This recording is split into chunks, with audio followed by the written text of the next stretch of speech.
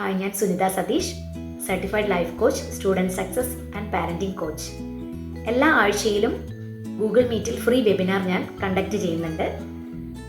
കഴിഞ്ഞ ആഴ്ചയിലെ എൻ്റെ topic mind set make over for students എന്നതായിരുന്നു. ആ ഒരു വെബിനാറിന് ശേഷം പല പാരൻസും എന്നോട് ചോദിക്കുകയുണ്ടായി, എന്താണ് സ്റ്റഡി മൈൻഡ് സെറ്റ്? പഠിക്കാനിരിക്കുന്നത് തന്നെയല്ലേ സ്റ്റഡി മൈൻഡ് സെറ്റ്? എന്നാൽ ഞാനൊന്ന് വിശദമാക്കാം. കുട്ടി എത്ര മണിക്കൂർ പഠിക്കാനിരുന്നു, എവിടെയെല്ലാം ട്യൂഷന് പോയി, ഇതൊന്നുമല്ല.